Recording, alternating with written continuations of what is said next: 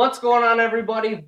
This is Mike with RetroGameFix.com, and I'm going to review a racing wheel, or at least do an unboxing of a racing wheel for the time being. You might be asking yourself, why is this retro site doing any kind of unboxing or review of a racing wheel? Well, I'll tell you a little bit.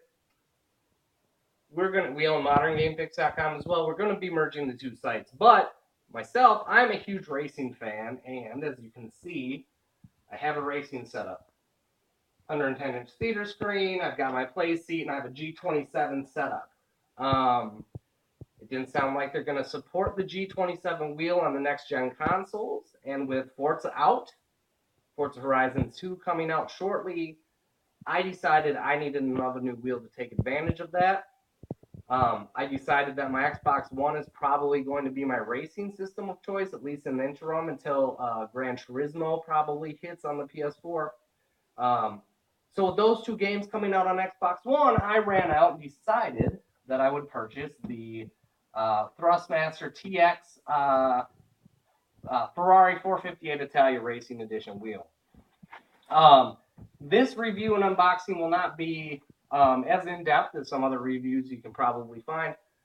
I just love racing games, and I want to get the most out of them. So what I want to do today is just take this wheel out of the box, get some first impressions, throw them at you.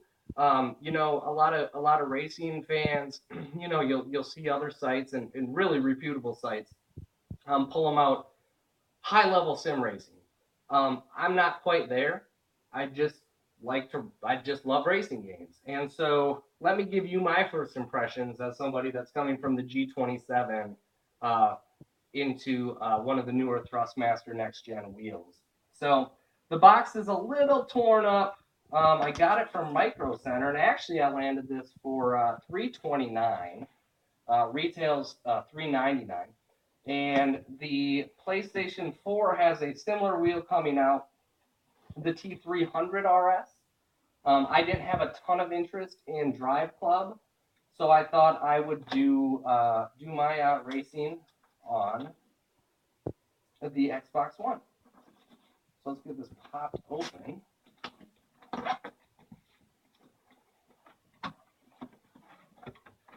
So out of the gate, when you open it up, you have your wheel.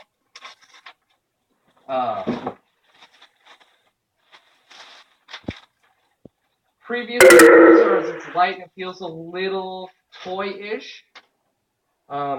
Just so you can see it, it is very light, and I have to say, my initial impressions are it does feel a little bit like a toy. The G27 has a nice synthetic leather around it. Has a bit of weight. The paddle shifters do feel better on the Ferrari wheel, however, but it is definitely the grip of the wheel in your hand, I think, is what feels a little cheap. But if it drives better, I think that's what counts. But it would certainly be nice to have the nice, at least synthetic leather wrap. Not to say that you can bring it in somewhere and have that done, but for the cost, you could probably buy a replacement wheel for this base. The tool for the mount and the power supply cable.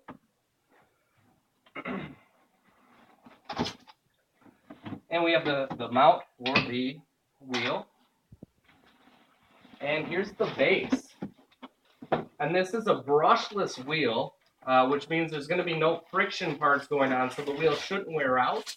It should also give, when needed, some more force feedback, you know, to the rim of the wheel.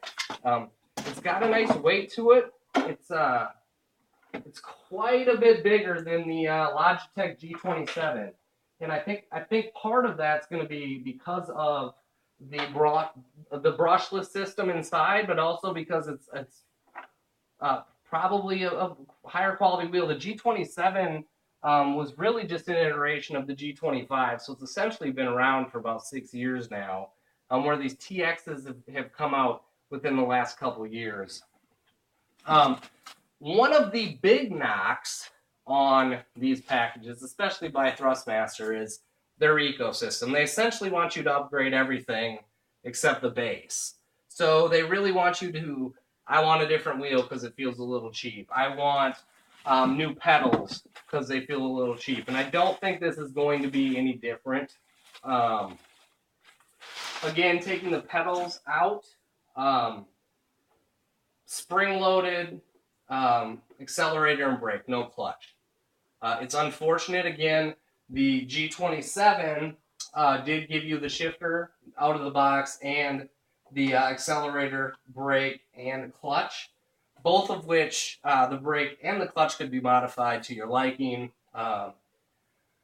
So it really feels like a step down in quality, but if you want to do some next-gen console racing, I think you're going to have to make the jump. This is compatible with the Xbox One and the PC. The G27 is compatible with the PS3 and the PC. The pedals, the consistency, I haven't played it yet. I mean, these feel good, and I don't know what's going on under here. So I'm going to have to game with it a little bit. But overall, I think it's a good setup. And I definitely purchased it on some other reviews that I've read, so I can't wait to take it for a spin. So the next video will be that. So we'll go from there. But you know, wanted to jump to next gen with a new wheel and a new wheel setup. So my initial impressions are that it feels well built. I'm a little disappointed in the pedal setup. We'll see how that goes. And the rim for the wheel does actually feel a little bit cheap.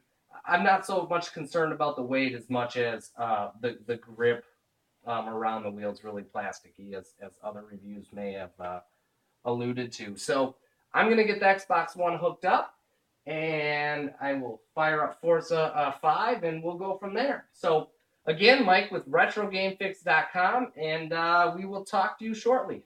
Thanks.